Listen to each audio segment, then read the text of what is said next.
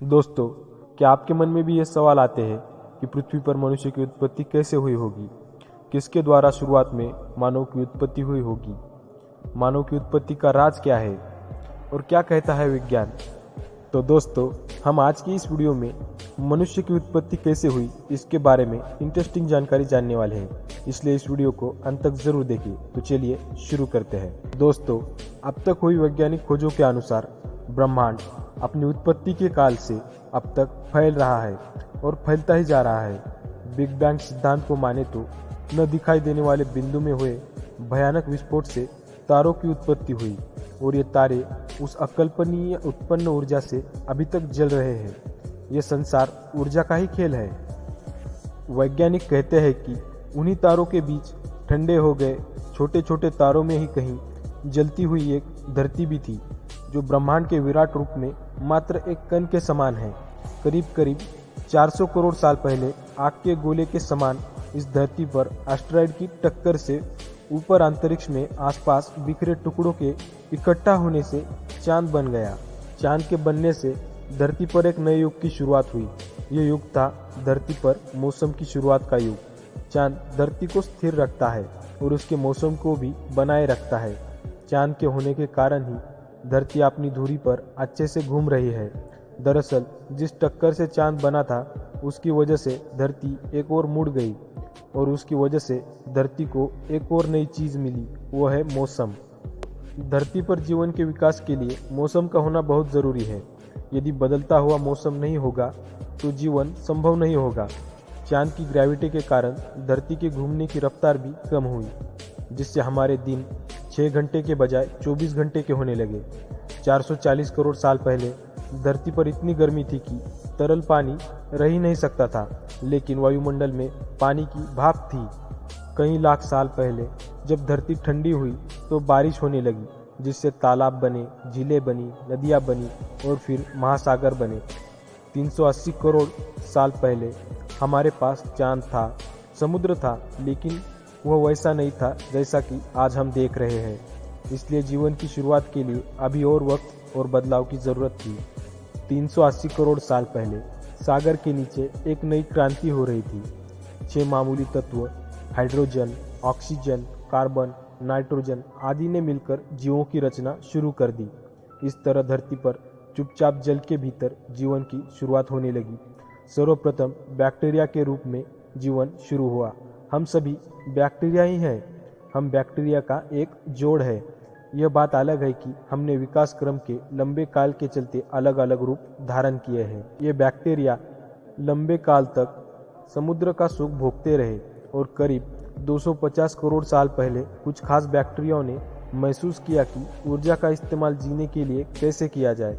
महसूस करने का अर्थ यह है कि यदि आपको एक बंद कमरे में रख दिया जाए तो आपका ध्यान सबसे पहले उस ओर जाएगा जिस ओर से हवा और प्रकाश आ रहा है।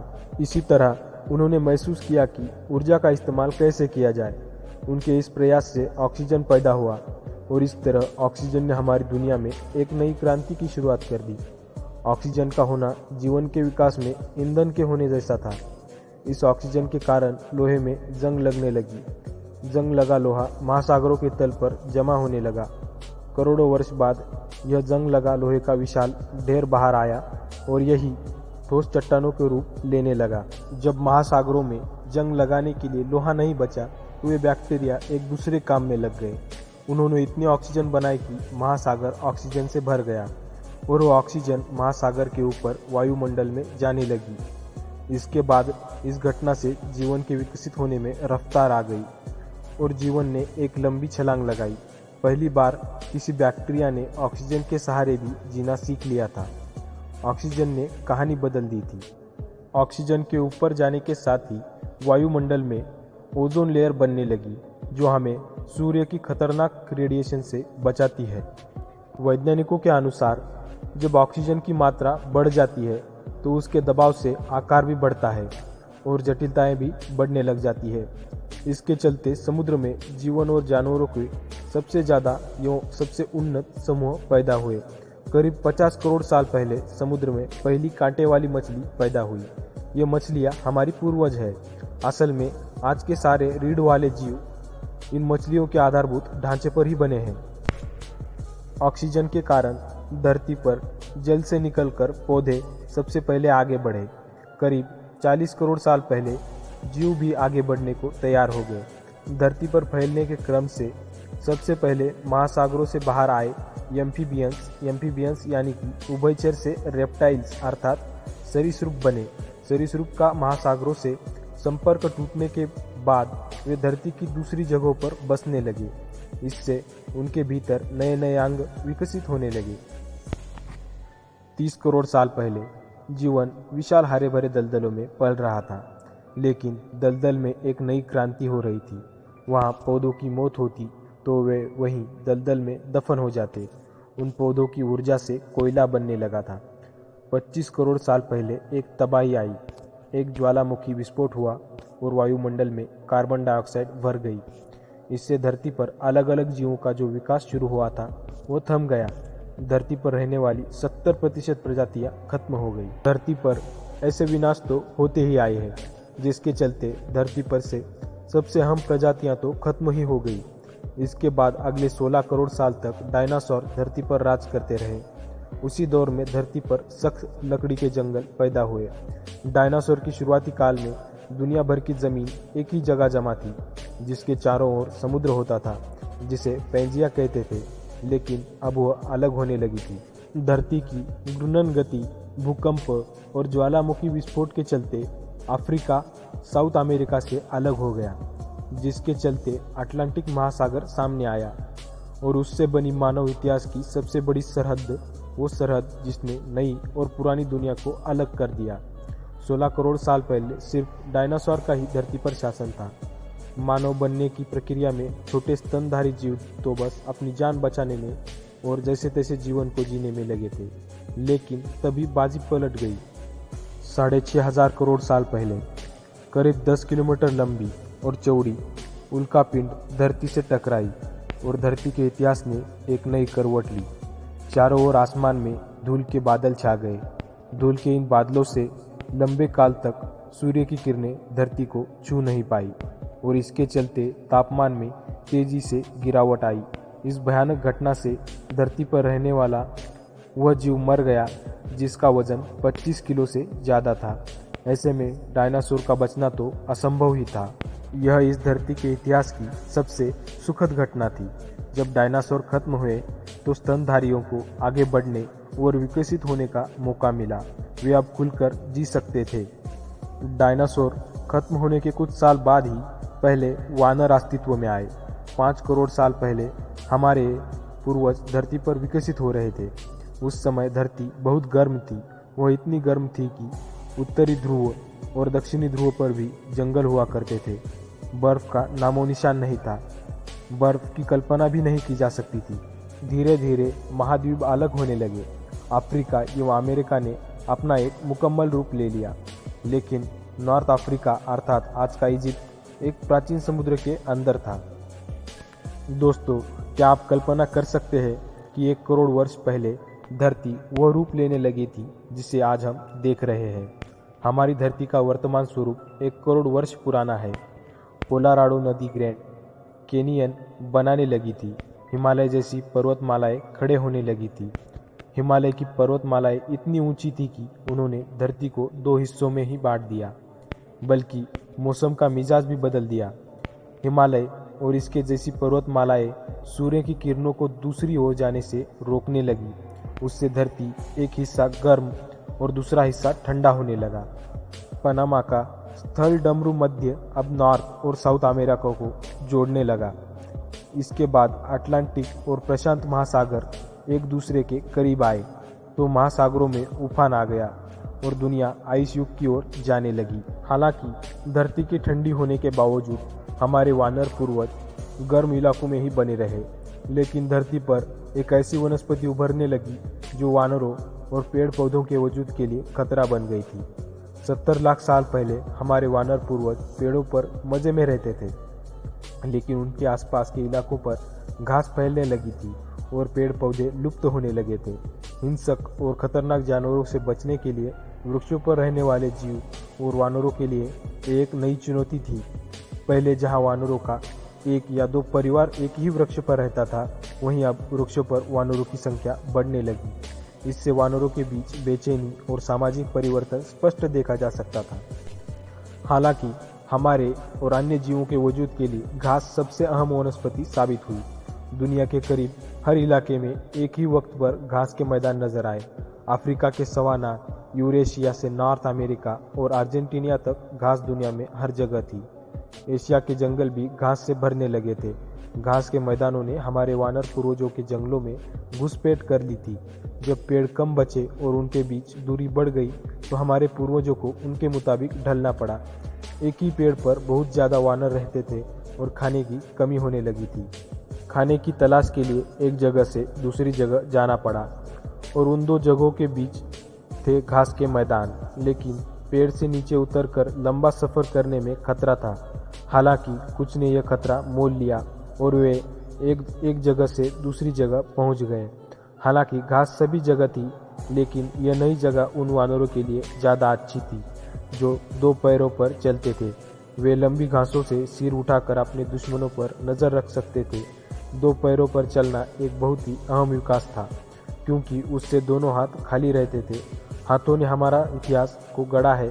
कहना चाहिए कि दो पैरों पर चलने की जिद ने यह क्रांति को जन्म दिया। 26 लाख साल पहले प्रोटो ह्यूमंस या हैमिनेट्स जिस दुनिया में घूमते थे, वहाँ की धरती सिलिकॉन से भरी थी। सिलिकॉन ऑक्सीजन के साथ जुड़कर क्रिस्टल बनाता था, जिससे ठोस पत्थर बनते थे, और उस पत्थर को जब गढ़ा जाता था तो वह टूटता नहीं था। उन्होंने इसे तोड़कर इससे धारदार हथियार बनाना सीख लिया। पत्थर के इस मामूली हथियार से कई तरह के काम संपन्न होने लगे थे। पत्थर से नारियल जैसे सख्त खोल वाले फलों को फोड़ा जा सकता था। जानवरों की खाल को अलग किया जा सकता था। इसका हथियार के रूप में इस्तेमाल करके जंगली जानवरों से बचा भी जा सकता था। दोस्तों, अब जानते हैं आग की खोज के बारे में। धरती पर आग लगने के दो कारण थे। पहला पेड़ पौधे और दूसरा है ढेर सारी ऑक्सीजन। होमोसेपियंस ने आग के इर्द गिर्द अपनी दुनिया बनाई थी, क्योंकि आग से एक और वे जंगली जानवर से बचते थे, वहीं इसके माध्यम से वे अंधकार को भी मिटा सकते थे। आग का एक और उपयोग वे गोश्त को पकाने के लिए भी करते थे। वे जहाँ भी जाते थे अपने साथ जलती हुई आग को ले जाते थे। रात के समय जब सभी लोग गुफा में जमा हो जाते तो गुफा के मुंह पर जलती हुई आग को रख दिया जाता। आग के डर से जानवर गुफा के भीतर नहीं आते थे। शीतकाल में तूफानी रातों में आग ही उन्हें आराम तथा सुरक्षा प्रदान करती थी। धीरे धीरे हमारे पूर्वजों ने आग के भिन्न भिन्न उपयोग को करना सीख लिया था, लेकिन वे यह नहीं जानते थे कि आग लगती या जलती कैसे है और किस उपाय से आग की खोज संयोग से हुई थी। चकमक पत्थर के दो टुकड़ों को आपस में टकराने से एक चिंगारी उठी, और जब वह सूखी पत्तियों और टहनियों के ऊपर गिरी तो उनमें से आग निकली। आग एक अजूबा थी। इस प्रकार आग की खोज को हम एक महान खोज कह सकते हैं। हमारे पूर्वजों ने 8 लाख साल पहले ही आग को काबू में रखना सीख लिया था। आग का प्रयोग हमारे इतिहास की सबसे बड़ी घटना थी। आग पर खाना पकाकर खाने का मतलब था कि नए युग में प्रवेश कर रहे थे। इसके अतिरिक्त ऊर्जा और ताकत मिलती थी।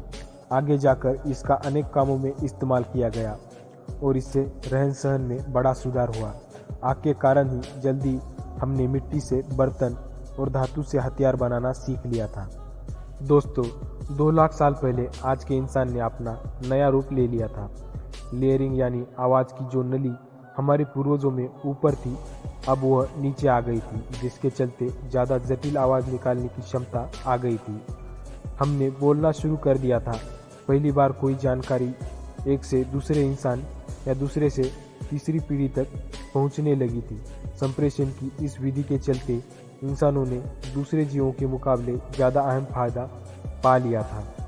2 पैरों पर चलना, हाथों में हथियार रखना, आग का इस्तेमाल करना और पशुओं से अधिक उन्नत भाषा में बात करना इंसान के लिए सबसे अहम क्रांति थी। इसी के कारण प्रारंभिक इंसानों के लिए अब पूरी दुनिया खेल, रोमांच और रहस्य का एक मैदान बन गई थी।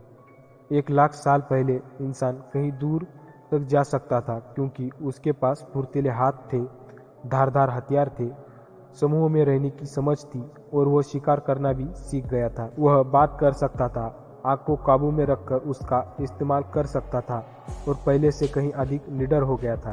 यह क्रांति महाद्वीपों के अलग होने जैसी थी। घास के मैदानों को पार कर कहीं और रहने वाले वानर अब इंसान बन गए थे और वे अब कहीं और जाकर एक मार्ग बना रहे थे। यदि यह मान भी लिया जाए कि प्रारंभिक इंसान अफ्रीका में रहते थे, तो वे वहां से निकलकर कहीं और जाने लगे थे। कहीं और जाने का अर्थ है कि हमारे पूर्वज प्राकृतिक बदलाव से खुद को बचा रहे थे। खासकर वे भोजन की तलाश में ही भटक रहे थे। लेकिन हमारे पूर्वज जब हमारे लिए रास्ता बना रहे थे, रहने का स्थान बना रहे थे, तब उस दौर में आइस एज शुरू हो गया। करीब 50,000 वर्ष पहले ग्लेशियर उत्तरी ध्रुव से आगे बढ़ने लगे थे। इसी दौर में दुनिया की खोज पर निकला इंसान ऑस्ट्रेलिया और चाइना तक पहुंच गया। 30,000 वर्ष पहले होमोसेपियंस पहली बार यूरोप पहुंच गए। 20,000 वर्ष पहले जब बर्फ युग अपने चरम पर था, जब इंसान अपनी जिज्ञासा के चलते उत्तर पूर्व के साइबेरिया के गहन बर्फीली जगहों तक पहुंच गया, वहां उसने गुफाओं में रहकर खुद को बचाया और उन गुफाओं में अपने रहने के निशान भी छोड़ दिए। जब धरती का ज़्यादातर जल बर्फ में बदल गया, तब महासागरों का जल स्तर 100 से 125 मीटर नीचे चला गया। अब धरती पर अन्य क्षेत्रों में पहुंचने के भी मार्ग बन गए थे। साइबेरिया से निकलकर मानव मेरिंग लैंड ब्रिज को पार कर नॉर्थ अमेरिका में पहुंच चुका था। पेड़ों पर रहने के युग से नीचे उतरकर मानव खानाबदोश हो गया था, यानी वे भोजन और आश्रय की तलाश में झुंड बनाकर एक स्थान से दूसरे स्थान पर घूमते रहते थे। आमतौर पर एक झुंड में कुछ पुरुष, स्त्रियां तथा बच्चे होते थे। सुरक्षा की दृष्टि से अकेले रहने की बजाय समूह बनाकर रहना बेहतर था।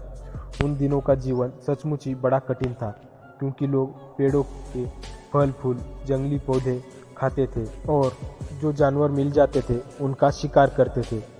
वे शाक भाजी या अनाज पैदा करना नहीं जानते थे। इसलिए जब वे एक स्थान पर मिलने वाली सभी वस्तुओं को खाकर खत्म कर देते थे या अधिकांश पशुओं का शिकार कर लेते थे, तो अन्य शिकार या भोजन की तलाश में अन्य किसी स्थान की ओर कूच कर जाते थे।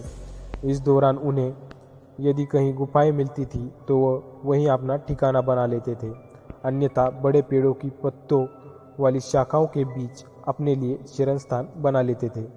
उन्हें दो चीज़ों का भय रहता था, मौसम और जंगली जानवरों का। 12,000 ईसा पूर्व इंसान साउथ अमेरिका तक पहुंच गया था। वहां इंसान का सामना हिमयुग की मुश्किलों से हुआ। इन मुश्किलों से पार कर कर इंसान ने खुद उस माहौल में ढाला और एक नए इंसानी युग की शुरुआत की। अब इंसान समंदर किनारे से पहाड़ की ऊंची चोटियों तक, घास के हरे भरे मैदानों से लेकर रेगिस्तानों तक और बर्फ के जंगलों, पहाड़ों से लेकर ऊंचे पठारों तक फैल चुका था। हर मौसम और हर जगह इंसान रह रहा था। हालांकि इंसानों के करीबी दूसरे वानर या चिंपांजी अपने ही कुनबे और जंगलों में ही रहते थे। हिमयुग ने ऐसे रास्ते बनाए जिससे दुनिया भर में इंसान फैलने लगे। हालांकि जब हिमयुग खत्म हुआ तो धरती पर एक ऐसी क्रांति का जन्म हुआ जिसने आधुनिक मानव को गढ़ा ही नहीं, बल्कि एक ऐसी धरती का निर्माण किया जिसकी आप कल्पना भी नहीं कर सकते। तो दोस्तों, आज की इस वीडियो में बस इतना ही। मिलते हैं अगली वीडियो में। धन्यवाद।